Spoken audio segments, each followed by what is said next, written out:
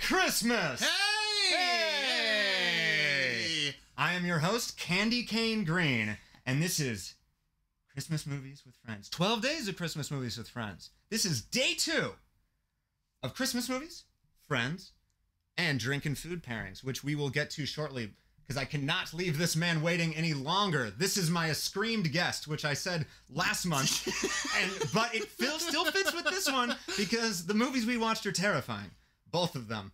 For different reasons, but this is my dear friend, writer, filmmaker, John Holowach.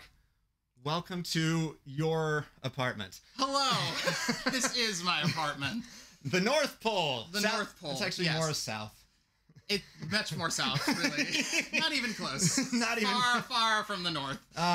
It's north in our hearts. Not really. I hate the cold. I don't like it. And that's why you're here. That's why I'm here. Yeah, I moved from Ohio. I don't want to live in the cold. We just want to live together on this couch. And the Love Sack. This episode is brought to you by Love Sack. Please give us a sponsorship. Yes, please. Please. I have no money. It's the best way to rest your ass. My ass feels very rested. I can tell. And speaking of, I feel like we had a very restful double feature today. It was restful, but also a little thrilling and stressful. And stressful, yes, restful and stressful. That's what you want out of a movie, right? Restful and stressful. And the friendship. And the friendship. Restful, stressful friendship. The last one doesn't rhyme though, so it kind of breaks the pentameter. Anyway, it's fine. We're not going to speak in pentameter the whole time. No. Because I failed. No, it's not going to work. John, what did we watch today? What this evening? We watched 2 appropriately titled films, Jack Frost and Jack Frost. Yes, two Jack Frosts. The 1997 thriller horror film and the 1998 Michael Keaton family shitball film. Snowball, John. Snowball, yes. Don't eat the brown snow. Well, yeah, if you need that lesson, they never tell you that as a kid. They tell you don't eat yellow snow, but the brown is up for grabs. It's really probably normally dirt and mud. Normally, if you're lucky, if you're lucky, it's that. Yes. But, yeah. Don't taste test snow. We watched them in reverse chronological order because Christmas makes you feel younger, right? Like you go back in time, and it starts it's like Ghost of Christmas Past. That's the first one, and we stopped there. Because it was a nice place to be. It was good. We didn't like the present, which was, our present we don't like. And then we don't like the future, which maybe that's the Michael Keaton movie. Maybe, It's a dark future, if that's what we're in for. It is a dark future. But before we get any further, okay, so Jack Frost, the slasher film, is available on Tubi TV. If you want to stream that, you absolutely should. And then the other Jack Frost film, I don't know where it's streaming, but I believe you can ask him for the stream, or I think HBO Max.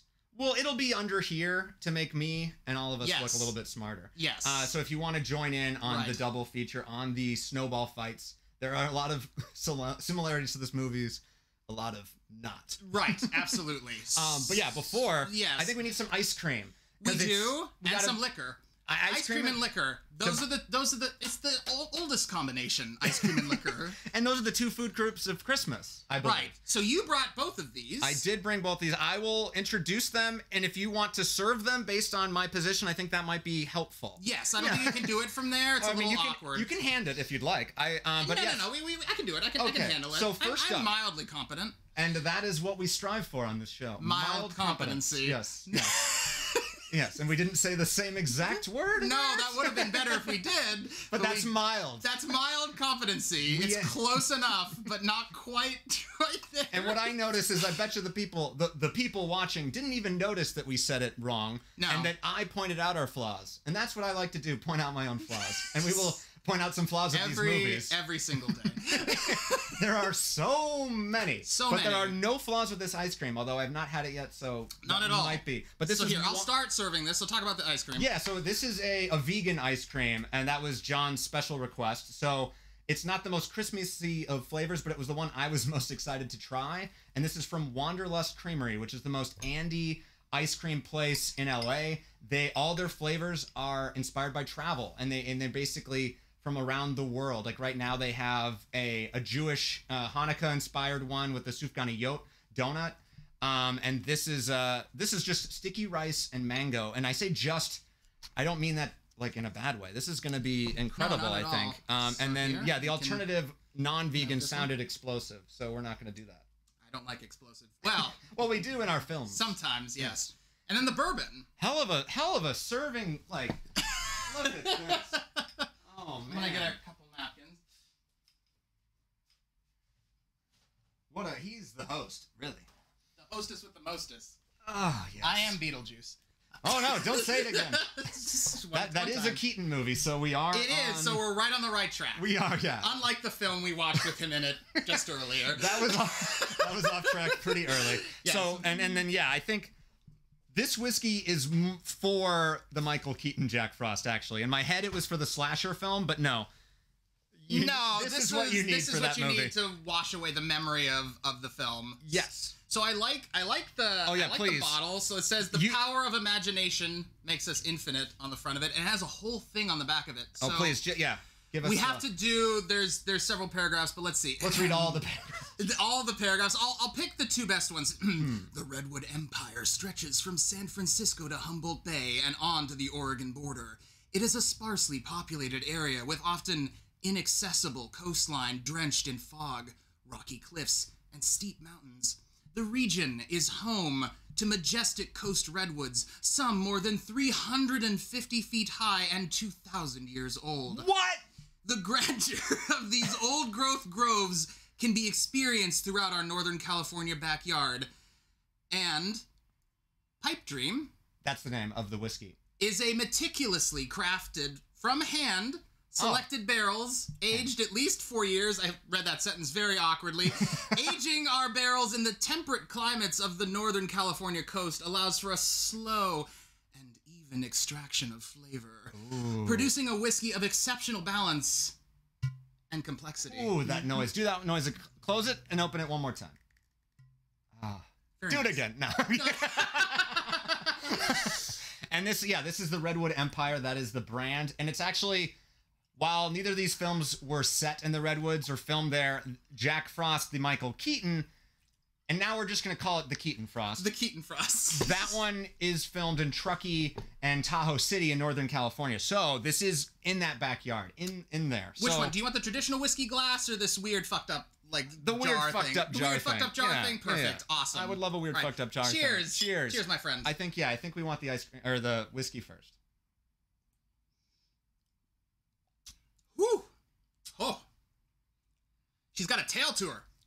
She's got a spicy tail.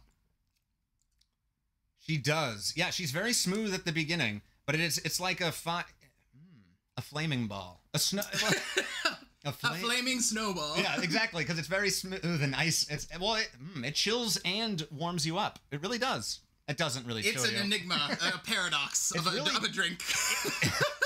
That's just how my brain feels like right now. Mush. It feels like mine looks like Jack Frost at the end of the slasher film right now. Exactly. That's how it feels. Right. But this is, it has a lot of heat. It does have a lot of heat to it. And a very, I'm reminded of a cinnamony kind of, a little bit, not exactly, but it's not like... Well, it has a little bit of smoke, I think. It does a little bit of smoke, yes. And that might be sort of imparting that spice or maybe a clove. Did you know that if you eat enough nutmeg, you will start to have terrifying hallucinations? Bring on the nutmeg! It's actually in large enough quantities a deliriant, which is whoa. Well, now deliriants, unlike say psychedelics, are you know, they have all those horror stories about what psychedelics are, but they're not. But a deliriant is what those horror stories actually are. Like you'll think, like for instance, a knife is a snake, or that you see shadow people following you, something like that. Oh, that's what those are? Those are the shadow people. Yeah. Oh, I knew I put too much nutmeg in my eggnog. You can't have that much nutmeg. It's too much. Too much nutmeg. So yeah, so don't eat too much nutmeg. Be careful with your nutmeg. I'll have it for lunch. Okay. It's more. Thanks. I need to have. I certainly yes. Let's try this. No, I think it's on theme. Nutmeg. Nutmeg. Ooh, it is. This is nice. Oh, it is nice. Ooh. It does taste like exactly what it says, like a mango sticky rice dessert. It has a good texture to it. It does. Ice cream goes. Well, and it's vegan, which I'm always impressed by. The texture, I think, especially, is hard to replicate. Absolutely, I'm impressed with this as a vegan ice cream. Would you go to Wanderlust Creamery now on your own, having imbibed? But I never leave the house. But if I did, I would absolutely go to Wanderlust Creamery. Well, there you go. That's get yourself a sponsorship from them. The finest testimonial we'll ever get is that. If I ever left the house, I would come to Wanderlust Creamery. It goes really well with the whiskey, actually. Yeah. Let's do a little bit. Yeah, that's what I was thinking. Let's try a little bit of this. Sorry, Redwood Empire, if this is insulting to your brand. No, they're fine. No, they love it. This is what we're doing. We're combining both Jack Frost into one unholy amalgamation. Yeah, exactly.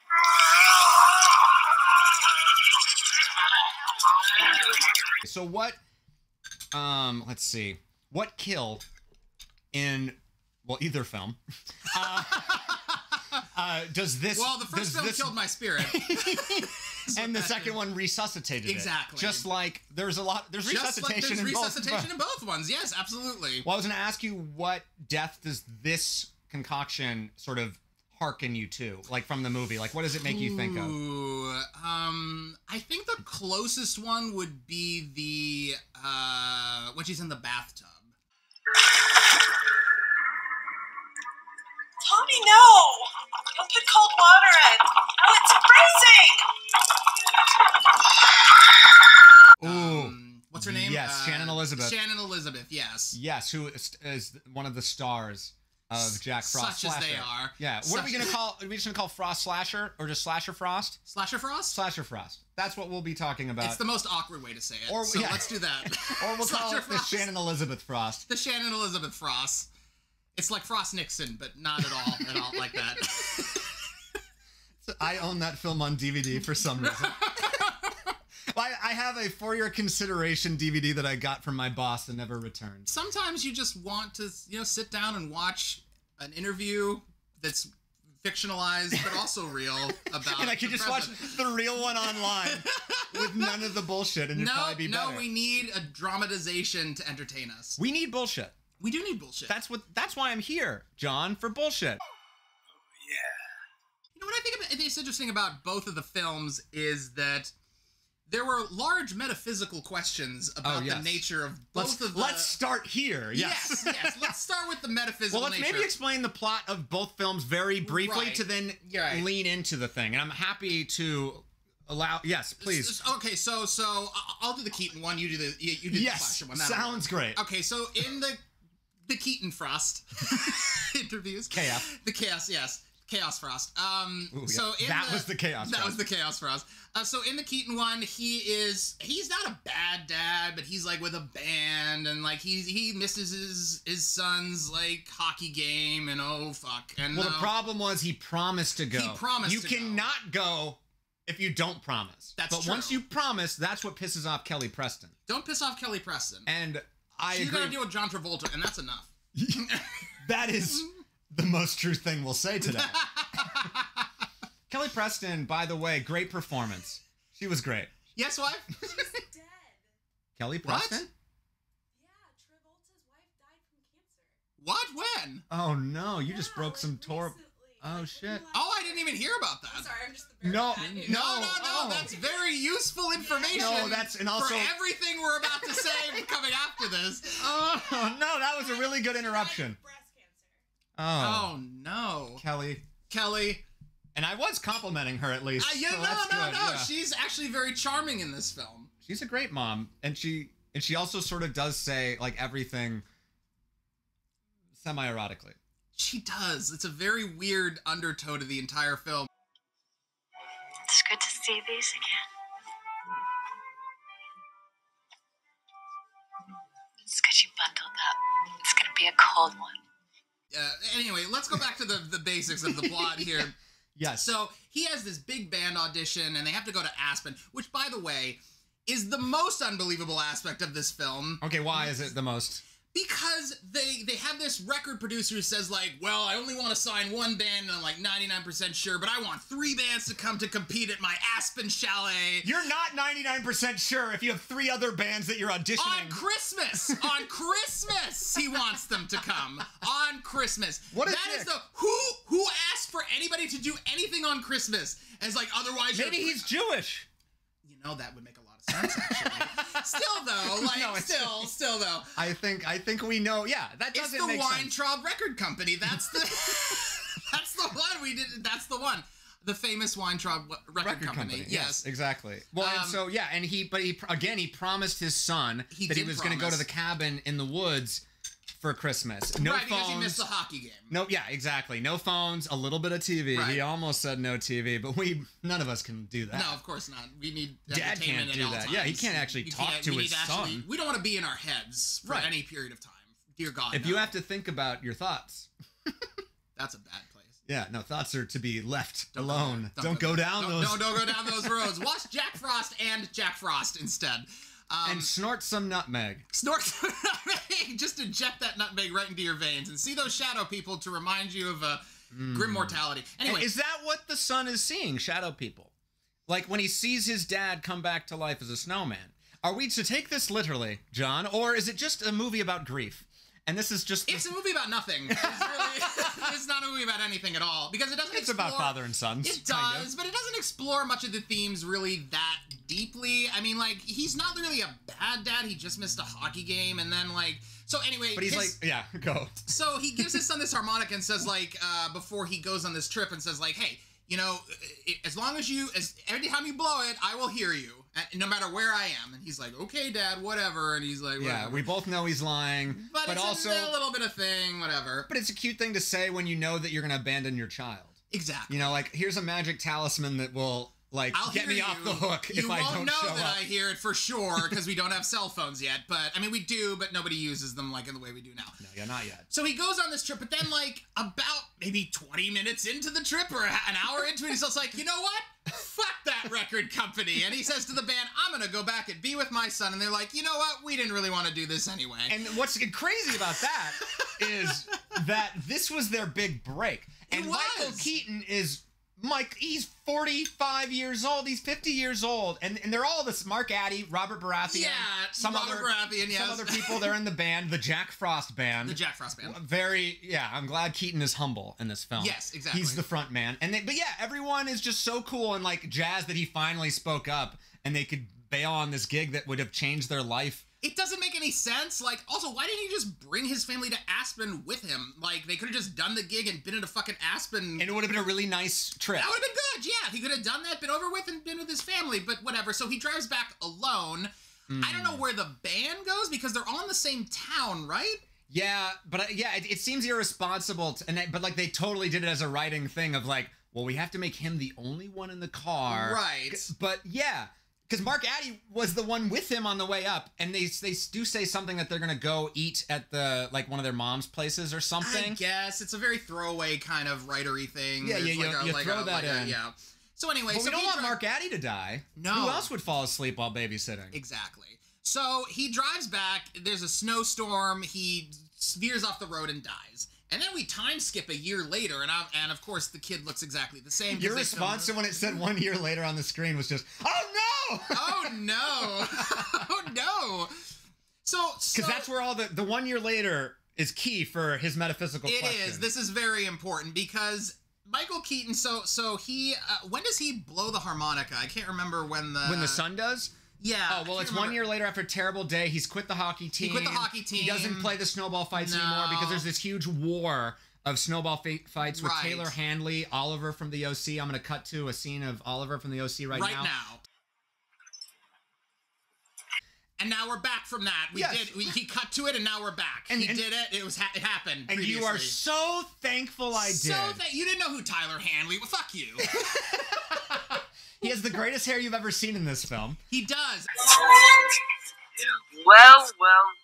And I think he has like a gay love crush on the lead. I'm maybe reading too much into this. I think that's just every bully thing. There is this. It's like masculinity, but it's also this underlying attraction. Yeah, this sort of homoerotic tension with the whole thing. Yeah, I think they just need to kiss instead of throw things at each other. This movie is basically Spartacus. So anyway, so he comes back. I was like trying to think of something to say to that. No, there's no way to follow that. Just keep going. So anyway, so he blows the harmonica, and then his dad so he builds this snowman, which is a really fucked up, weird looking snowman too. It's like a very awkward looking and really kind of bizarre looking. Did you get the door? The term barrel chested, but it's like barrel assed. Like you can tell it was designed to fit a human person inside of it so that they could actually move it around as a puppet. We'll forgive them that. No, that's fine. The puppet was good. The puppet was good. Jim Henson did the puppet. Well, Roger Ebert, what did he say about the puppet?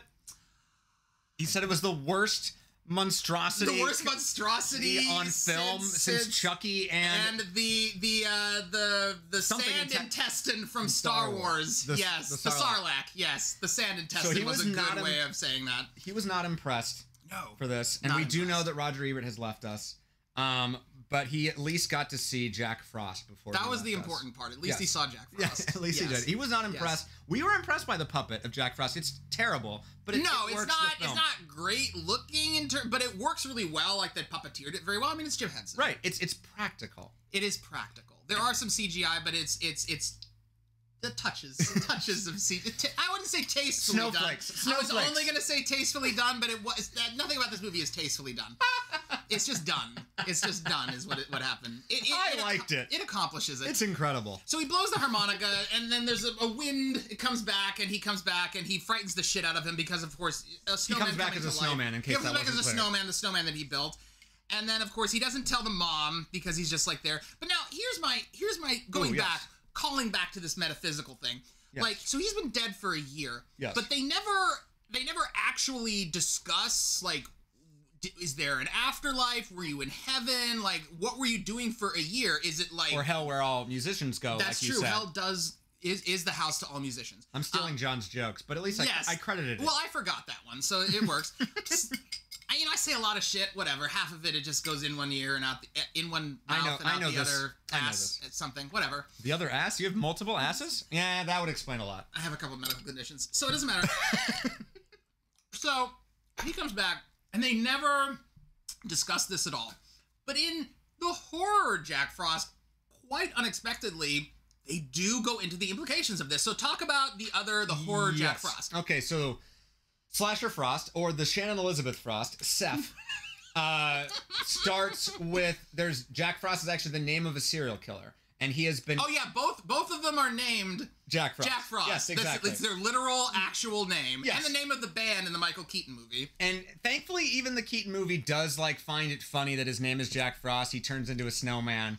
And he's like, really? That's what, like, something... We're not that creative. He, like, literally has that moment. That's the closest they get to metaphysics. Yes. When he's wondering why he's a snowman. Right. And I'm not even sure how he figured out that it was a harmonica thing. Because maybe he saw his son play it. But whatever.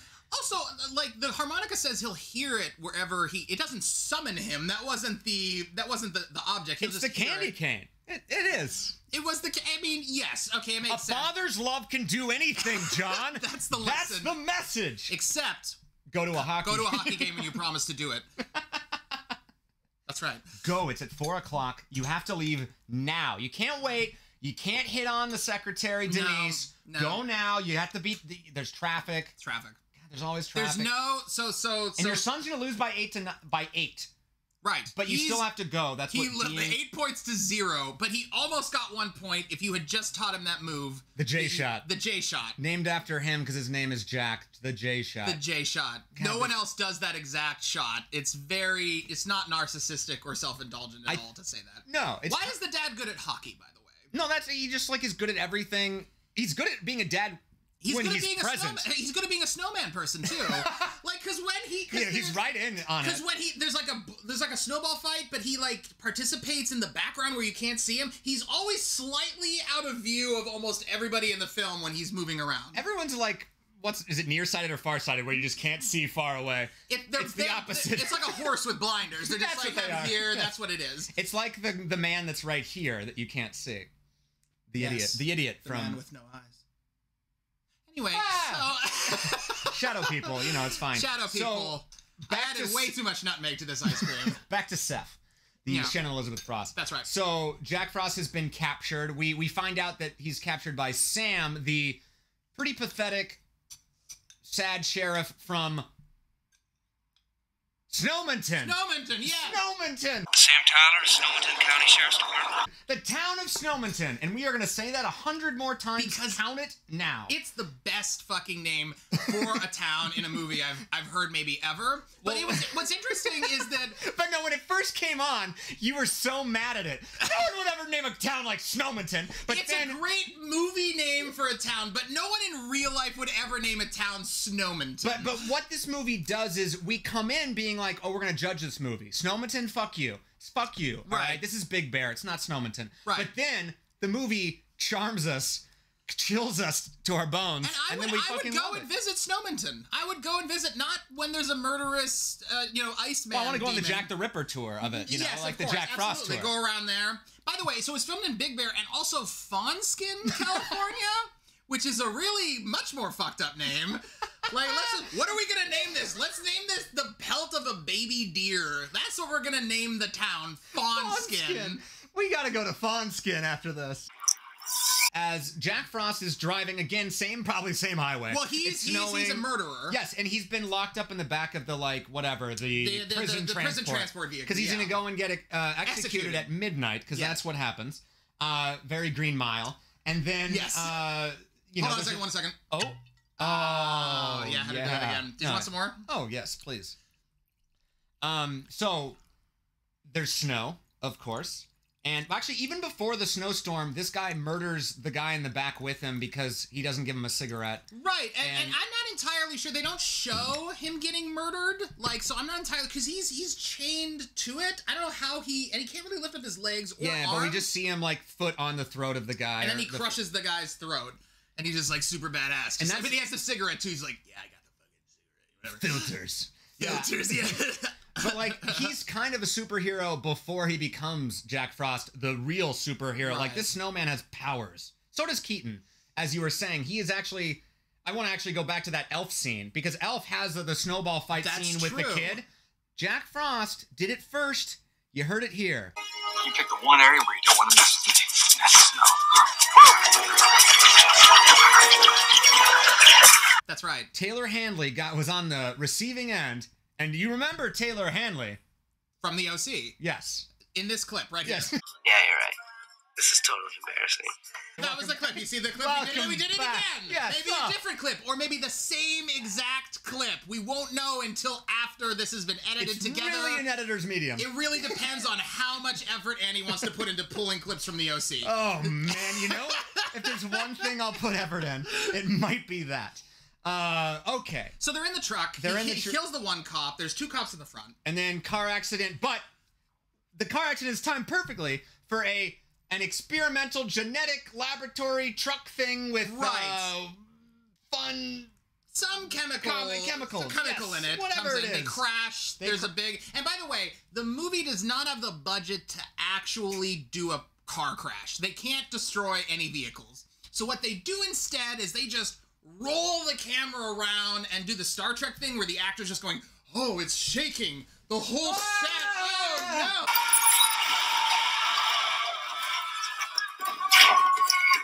Oh, no, sparks are flying because the whole starship doesn't have any fucking power cable converter fucking shit. They don't have anything to stop the sparks coming starting out in a fucking advanced starship from the 23rd century, so there's sparks all the time. That happens normally on a fucking advanced spaceship that can travel faster than the speed of light. Fucking sparks. I need a cable converter. You're right. That's why. Or a fucking limiter, whatever the. I don't know. I'm not an electrician, but whatever is happening on the decks of those starships is bullshit. It is beyond the powers of nutmeg. The accident happens, and he survives. Guard comes in. The guard's like completely inept. Like he could have just pulled the gun and shot him immediately. Oh yeah. But he just stares like, and then it's a scary man. It is a scary man, but you're a fucking police officer. You have a gun. He doesn't have a gun. He's not ready. He's not. No, he's not ready for Jack He knows Frost. who he is. He knows he's the guy. He's not ready for Jack Frost. And neither are you, dear listener. But you can be. After this clip. Of Tyler Handley from the OC. What is wrong with you? So, whatever, who cares? The car explodes, he becomes a snowman. So he's about to kill the guard. Yeah. And so then the genetics truck, he's standing there, he's like, I'm gonna fucking... But then the truck explodes, and the acid hits him. Oh, that's right. It was a good kill scene. It was a good scene, and he, like, starts melting and shit. Like, it's really gnarly, actually. It's really good. That was all the budget. That was all the budget, that melting. Nothing else went to that budget where he just melts and then becomes a corpse and then he goes into the snow.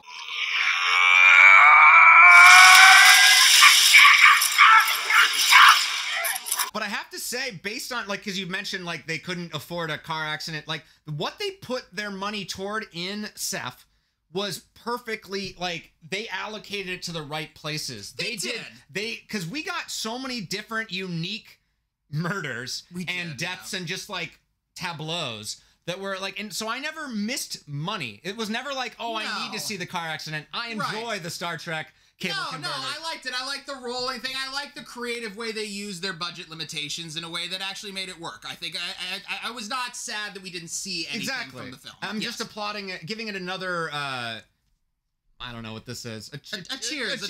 Yes. Speaking of budget, the Michael Keaton Jack Frost, so it got $34 million at the box office. Off of an $85 million budget. $85 million to make Jim Henson, that was an expensive puppet, bro. That was an expensive-ass puppet. Jesus, Jim. Oh, my God. I know, Jim's dead, too. God damn it. God damn it. Everybody's dead. Yes.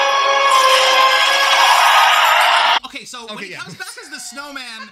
When he comes back as a snowman, he doesn't... Is that really a life, per se? Or is he just inhabiting the body of a snow entity, but he's not really alive? Does that make you alive again? Is that a living thing? These are the questions that the Michael Keaton film refused to answer as you we were watching expecting that to come in that movie. I wanted to have at least a mild... Like, that would have improved the movie, like, at least 1 star point, to have at least a mild conversation about the nature of the afterlife or metaphysics in a way that a children's film would have been, like, something about. But they didn't touch it at all. He's just like... Oh, I guess I died, but now I'm a snowman. Fuck me. My arms are made of sticks. And I have gloves. But it's about the hockey with your son. That's what it's about. You veered into McConaughey there. No, I was trying to be Henry. Time is a flat puck. Yeah. Oh, by the way, Henry Rollins is in the Keaton Frost. He is. He is one of the few adults to see the Jack Frost as the snowman that's moving around, and he gets fucked up because of it. I told you there'll be no mention of snowmen in this car. I would love to see the Henry Rollins film of just like a guy who's afraid of snowmen. But then if he had been transported to the Jack Frost thing, because he would have been the first one to be like, fucking the snowman. It's the fucking snowman. Get away. He comes out and he's like, guys, I've been here before. I know what's happening right now, man. And nobody believes him. He's the Cassandra of the Jack Frost movie in that case. He is. And he delivers the best performance in that film. I will say that. So metaphysics. Back to the Jack Frost slasher film. Well, the slasher film, I mean, we can just fast forward to the moment that you're talking about where the film actually does attempt to gesture at the infinite, gesture at the unknown. The power of imagination makes us infinite. There we go. Just like the imagination that brought us Slasher Frost / Shannon Elizabeth Frost. Shannon Elizabeth Frost. Shannon Elizabeth Frost. Shannon Elizabeth Frost. Shannon Elizabeth Frost. Shannon Elizabeth Frost. Don't say that in front of a mirror. You will summon her. Well, now I kind of want to do that. Shannon Elizabeth has a very important peace in my childhood and life, and I feel from American Pie. And I'm just gonna come out and say it and feel I feel sort of ashamed, but I just remember that was like the first rated R movie that like I watched that had nudity in it, and like I remember it's like the most callous like pervy boy thing where it's just three guys. Like, we were all just like, oh, let's watch American Pie. And then we'd sort of, like, watch that scene multiple times. It's just like... We wore out that VHS tape. And it's just like, I want to share my embarrassment and shame for the betterment of the universe. Sorry, Shannon Elizabeth. I'm sorry we did this to you. You are a very talented woman. And you have a great fucking scene. Uh-oh. Oh, wife is here again. Elizabeth is dead. No! What? Oh. I knew you were a liar. My wife's a liar. Oh, that was incredible. That was good, though. But we have lobster. You have to understand, from our point of view, there's like a dark bedroom behind us, and she comes out and she's wearing like a little pocket light, so she's like a spirit orb that comes by and just like... She's the ghost of Christmas Future. By the way, she's dead.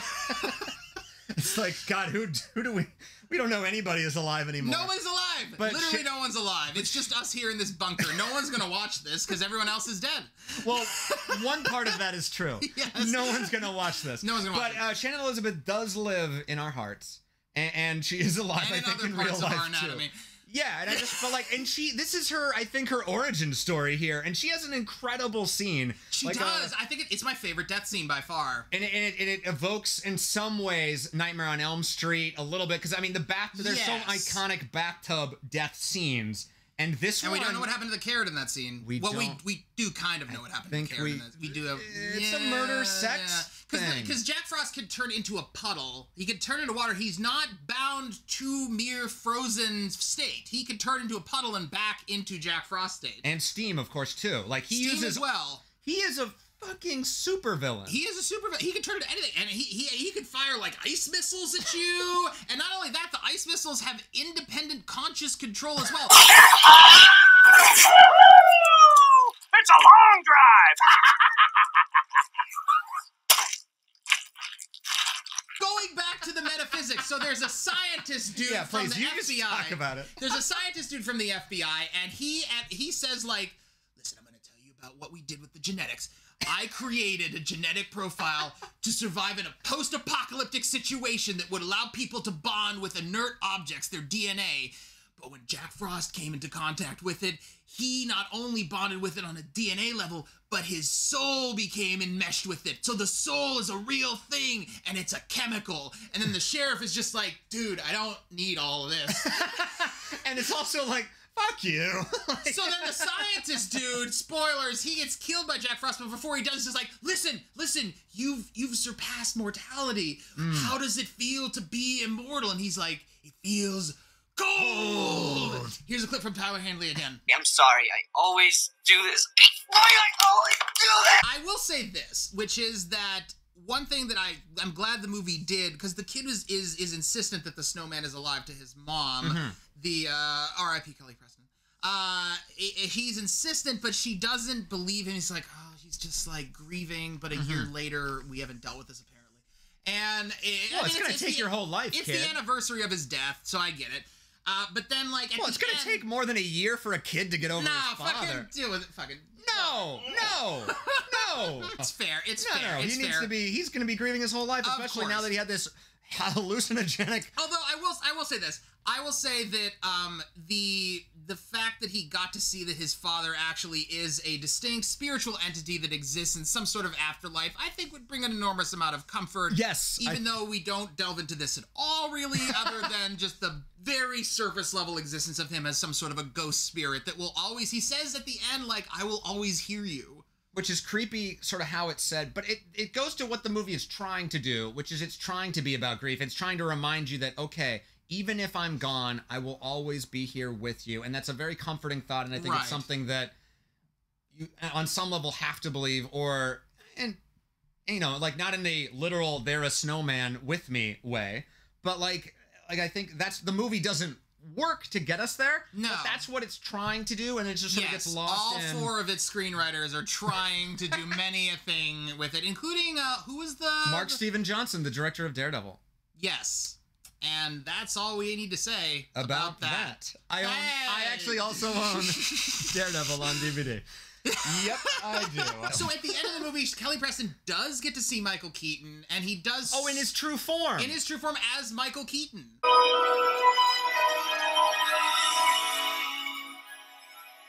And then he sings to her. Now, what I said was that he should have, because he's the lead singer of the band, right? Jack Frost Band. Jack Frost Band. The Cut Jack to, Frost no. Band. That's right. Cut to it. Taylor Handley. Tyler Handley.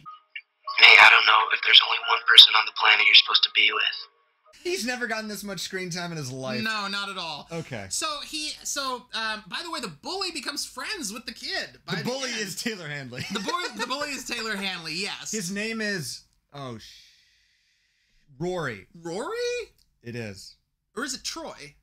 I think it's Rory. Troy or Rory. It's one of those. And I'm not going to correct it or give any information Don't look it up either. You don't need to know this information. But we are spending your valuable time on it because that's right.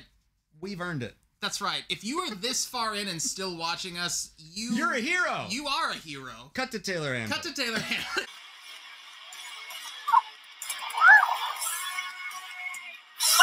So he sings to her at the end a little bit, and you can tell Michael Keaton cannot actually sing. Because this is the only time in the film I think he actually does like sing a little bit. He has like a little bit earlier in the film. It does say that he performs the song. Does he perform it? Does he actually perform it? Well, it says he wrote some of the songs, and then it says performed by. But like, did he? All right, whatever. Well, when he sings, the way you said is exactly how I feel. I'm not sure. It's a little unclear. So he does sing to her at the end, but I thought it'd be a better transition if he starts singing as the snowman. Snowman, not from Snowmanton. Just the snowman, and he transitions into Michael Keaton, and then he fades away as a spirit that says, I'll always hear you. Which again, like it's a kid, he's going through fucking puberty, and I don't want to know my dad is always listening to me. That's true. I'm gonna do some fucked up shit. Well, okay. Let's say one positive thing about the Keaton Frost. Joseph Cross, I think, is good. I think the kid's good. I think he does his job. Kelly Preston's good. I don't think any of them are really bad, to be honest. I just think the movie sort of just does. It's just sort of terrible. But why doesn't it work? Is it because of the CGI puppet Frost? Is it because? Well, the CGI puppet Frost is terrible. But I think the main problem is that it doesn't really, in any deep way or satisfying way, explore grief, explore the nature of father-son relationships. Like, the Keaton is not really a bad father. He's just a somewhat forgetful father that is trying to make up for it. But he's not really a bad dad. Like, he doesn't have an arc where he becomes like a good dad over the course of the film. Right, and there's no conflict between him and his son. Like, when he's teaching him hockey, he's just great at it. Right. And it's sort of just like, all he needed to do was stay around for like 5 more minutes. Like, that's the message. It's like, hey, dude, just be present. You're a good dad. But it's like, but that's such a it's not stupid. It's not a conflict. It's not the conflict for a movie. There's not enough of a journey there. No, there isn't. There's not enough of a journey. Whereas in Slasher Frost / Shannon Elizabeth Frost, Seth, that's right. There is the journey of the sheriff, and let's talk about the sheriff. Sam, yes. What was it? Yes, he is the most sort of effete, somewhat inept sheriff I've ever seen in a film. He's haunted by the past of literally arresting Jack Frost, and it was like you said, a mild arrest. Like he just caught the serial killer. Nothing bad happened. No, nothing bad happened. There was no violence. He just laid down and he because he was caught red-handed, and then he said to him, "I'll come back for you," whatever. When he was still in handcuffs, and he is apparently haunted with PTSD by this. When he got letters like sort of Joker, like cut out, or Riddler cut out magazine letters, even though which doesn't make any sense. So he sent them from the prison when he did that, but why would you cut out letters from magazines in order to hide your handwriting, so you can't detect your handwriting from it? But he also signed it Frost, right? He signed it Frost at the bottom. So that's how demented this guy is. Right, but he apparently is good at arts and crafts, so that's a plus. Here's Tyler Handley. Tyler Handley does not appear in the Slasher Frost, although he was there in our hearts. God, he's clearly he may have been one of the snowmen in Snowmanton. The Snowmanton, yeah. Yeah, so there's Let's talk more about Snowmanton. A Snowmanton festival. A Snowman Festival. Or a Smestival, if you will. No. I won't. Nope, not gonna do that. Nope, it's just a Snowman Festival. Snowman Festival. So they make snowmen, and some of them are actually pretty good. Oh yeah, I like the Babe. I'm kidding. The Babe one where it's like a Venus de Milo kind of thing. Yes. Terrible. Yep. There's a kid there. He's a teenage boy that the sheriff talks to briefly, and he's making this nativity scene. It's actually very impressively sculpted. Was that Billy? Was it Billy? I think it was Billy. Oh, the one who died? Yeah. Oh, maybe that was him. Okay. Billy was a tortured artist at heart. He was actually a tortured artist. So there's a teenage boy. He's the first, not the first death, but like the first death in the town aside from this off-screen old man that dies. Yes, that's right. Old man. Was it a H? Old man? No, Hensley? No, not Hensley. This is very important. Not Tyler Hensley. Here's Tyler Hensley though. Oh, why did you do that? Why? Old man, we'll never get it doesn't matter. The old man, whatever, is the first to die, but it happens off camera, and like the coroner. Oh, that was such a good death. Like the shot where we see the old man. So he's kind of back in this rocking chair, and he's like frozen, but his neck is broken, and it's kind of rocking back and forth, and it's like from behind the rocking chair, and it's rocking back and forth. It's like, is the wind doing that? But then there's the two deputies and the sheriff standing there. He's like, stop putting your foot on the rocking chair. Once you get Doc Peters, take your foot off the chair. It's great. The movie is completely self-aware. Yes, it's so smart, I think, and just very clever with all of its, all of its machinations, all of its film, like the deaths and the fact that it is answering these like big questions, but also just having the most fun. And that's what you want. Oh my God, you can tell everybody had a fucking blast making this movie. Yeah. Like, everybody had a great fucking time with it. Whereas the Keaton movie, people had a time doing it, I could tell, but I don't know if they had like fun doing it. It just seemed like it existed. It existed. People did it. It was $85 million worth of budget poured into that film. I was expecting it to be maybe 30, 40 million. So when I saw it made 35 million at the box office, I was like, okay, it broke even, maybe lost a little money, not too bad. But I wasn't expecting it to be like less than half with the box office. Well, that's not even marketing budget. That's not even marketing, right? Yeah. Nobody has sex with my wife but me. Hey, talk to him. Fabulous rule, Doug. Fabulous rule. It was no multiplicity. Let me say that. That's our next film, John and I. Definitely multiplicity. Next season, multiplicity. We'll do an all Keaton, like a 3 Keaton film day. Yes, and cut to Taylor Handley. I really am sorry. How many is too many? Jess, we need your help. Not enough, she says it. Not enough. She is both our obituary status woman and also our Tyler Handley counter, overbearing, explosive, too much Handley, not enough Handley, and right amount of Handley.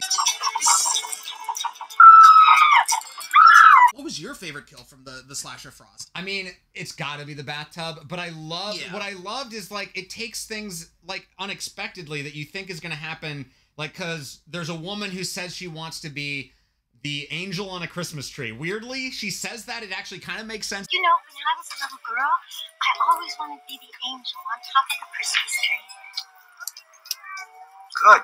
And we're just like, this lady's nuts. She's gonna get killed by that. Yeah, exactly. We're like, we're gonna see her, and that's what we're hoping too. It's like, okay, we didn't quite get that. But what they did was kind of cooler in a way. Like, she wasn't impaled by the Christmas tree or put on top, but it was just this brutal, like, kind of a Mike Myers thing of just shoving her head in a basket or a box of ornaments, like glass ornaments, and then just each time after one, like, pounding, you just see the glass shards in her face.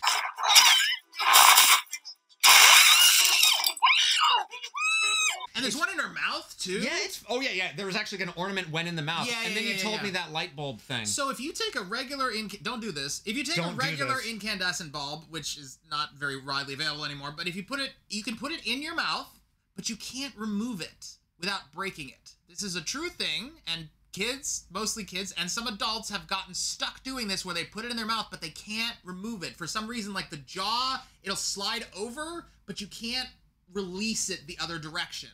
So, like, you get an incandescent bulb stuck in your mouth, and unless you break it, it will not be able to get out of your mouth, which, of course, you don't want to break it, but how are you going to get it out? I just love the ingenuity of, or like, not ingenuity, just sort of like the roughness of that. And even, like, the icicle, like, when it comes out of him and he shoots the, or, like, he throws... icicle missile? Yeah, the icicle, and then it adds another effect where it just sort of, like, you see the wall, and of course, you know, we've seen the stab through a door thing so many times, but then the icicle through the door is A, different, but then B, it's sort of like still is like pulsating. Right, it has independent control from his body, like it retracts too, and then it like pulses later. Or maybe it's just like melting in a really quick way. Yeah. And like, but like just little touches like that are the tinsel that is added to this film. I think. Cheers to that. Yo, please. The tinsel. And the other thing, there's a character in this movie in Seth named Idiot. Yes, and I was gonna say this. Yes, please. You go. Well, no. So at the end credits, there's like how many times there's these sort of interrogatives that say like we're on page 60 and this hasn't happened yet or whatever. Maybe like some production notes or something. Yeah, there's questions that could be from us. They could be from producers. They could be from maybe the people that didn't want to make this movie. Yeah. And how many times did you see the idiot in the back? And it's like, oh, so there was one scene where like he's carrying this gigantic ornament in the background just out of a door and goes off camera. And then another one where there's a really crazy scene where like they're panicking, but he comes out and he's just holding these marshmallows on the ends of sticks that he's gonna roast. Yeah. And he's just in the background doing random shit. And I know we saw him those 2 times. There might be more, and that's the thing. Like he's Waldo. That's what he is, and it's just so cool that there might have been just those 2. But honestly, it's a reason to rewatch the movie just to count how many times you see the idiot. And we mentioned like this movie is really good for a drinking game. Not that we're advocating that, but anytime Snowmanton is said or seen is like the easy one. But then I think the idiot one is another one, where it's just like every time you see the idiot, because like. I think if you could go through the whole movie and not even notice these 2. Like I think we both noticed, but like it's not like it's very. He's not lit up. It's just sort of it's just like a weird random thing that happened in the background. He's literally an extra. I hope he's like the dad of one of the filmmakers or something, and like that's what I want to do. Dad, come on over. But I made you special. The kid made this horrible dessert for his dad. Like, it's horrible, and that was a joke. It looked like a horrible thing, and he put it in a bat. It's like, I'll eat it later, son. But the kid said he put antifreeze in it. Okay, so at one point, he didn't want his dad to get Jack cold. Frost is in the car with them, and he throws, just out of desperation, throws the dessert in the Jack Frost face, and it starts melting him, but he melts into blood, which never happened the previous rest of the movie. But that means it really hurt him. That's right. Yes. Because the rest of the movie, nothing else really hurt him. Like, there was heat, but it didn't really kill him. But that actually hurt him. And he's like, what did you put in this? It's like, I didn't want you to get cold, so I put antifreeze in it. Which, by the way, would have killed his father. So, like... And it would have killed me because I was like, I would still eat it because all I saw was marshmallows. And it just looked like marshmallows and mush. chocolate, kind of a mush. Like, it looks like the presentation was bad. Yes. But the taste might have been good. But clearly not, because he would have been antifreeze. Although antifreeze apparently, well, I mean, they don't. It tastes bitter now because they add a bitter into it, but it used to taste sweet, which is how kids used to die from it. Oh, lovely. Because it had like a sweet taste to it, antifreeze normally. Yeah. Pro-sweet antifreeze. Okay. As we may have learned from The Simpsons, when Bart worked at that French winemaking distiller or whatever. Cut to The Simpsons. No, because that's a copyright violation right there immediately. Oh, Taylor Handley Handley instead. Nice driving. Made that thing dance. How's your problem, man? Hey, man, I thought we were just joking. Yeah, good joke. Come down here, tell me another one. That's the Fox property that they do not care about. Both owned by Disney now. Right. Isn't that weird? That is weird. Skateboard death. Or sled death is great. That's the first town death besides the old man that happened off camera. So there's a teenager and he's hassling the kid of the sheriff, Ryan, the one who made the terrible antifreeze dessert. And Jack Frost is the snowman in front of their house, which was spontaneously there. And the mom says oh, I didn't know you made a snowman. And the kid's like, I didn't make a snowman. She's it doesn't have any features yet. It's just three mounds. Balls. It's just three balls. Hey, John, what's the difference between a snowman and a snow woman? I don't know, Andy. What is the difference? They have no balls. Handley. But you wouldn't be here if you didn't want to be. You want to know why you are the way you are. God damn so the kid comes and he's bullying the kid and he's like, this is a black ice skate path or something. The black ice sled run. It was very weird. And then so the Jack Frost comes and he pushes the kid, but then a sled was slide and he cuts it chops, it beheads the kid. And I'm just like, wow. First of all, kudos to you for murdering a teenage boy in your film, because that doesn't happen to him. You don't get too many pet or kid deaths in a movie. Not enough. Let alone a gruesome one, because children are terrible. It beheads him. It flies in the air. Slow motion. And the parents, so Shannon Elizabeth is actually the sister of the bully. Who's now dead. Who's now dead. And she is sort of very circumspect about the whole thing. I got a present for you. There are surprises aplenty in the Seth Jack Frost. Yes. I would say there aren't many in the Keaton Jack Frost. No, So it's not. It's not a contest over which one to watch. The only contest is like how fast we can get to see Jack Frost 2. Like that's where I just want to run and how see. How many Jack Frost sequels are there? There's 2. I think there's 3. There's 3 and 4. I think there's at least there's 3. I think there's 3. Not enough. Just like not enough. Taylor Handley.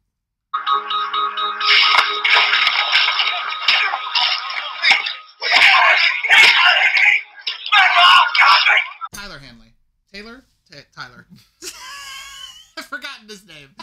The whiskey's gotten to me. Oh, and that's what whiskey does. And John, you have gotten to me. You've gotten into my heart today on your love sack. Thank you so much for having me to talk about the most chilling films in all history. All of cinema. In all of cinema. Yes, that's what it feels like to me as I have the warm fire from your TV, the warm fire of the whiskey in my belly, and the cool taste of sticky rice mango from Wanderlust Creamery. And yes, this is day 2. Please follow us on this journey. And I'm doing this whole thing in honor of the LA Mission, a nonprofit that feeds and gives healthcare and clothes and does all the sort of the basic needs that a government should do. But they don't. So like we need to give our hard-earned money to them to help people that need help. So that's why I'm doing this. And it's the excuse to get on the couch with good friends for the holidays. And that's sort of what else is there? And I don't know if you can really beat whatever the fuck we just did, except for if Taylor Handley would have been here. But Taylor? I think it's Taylor. Is it Taylor? I don't know. We'll find out. We'll find out. Next season. Of Christmas Movies with Friends. John, thank you so much for being in your apartment when I came. Thank you. I'm glad you came and sat on my sack. Yes, and sometimes Christmas comes early. But I never do. Jess? R.I.P. Kelly Preston. Yes, and to all that we've lost. And to all, a good night.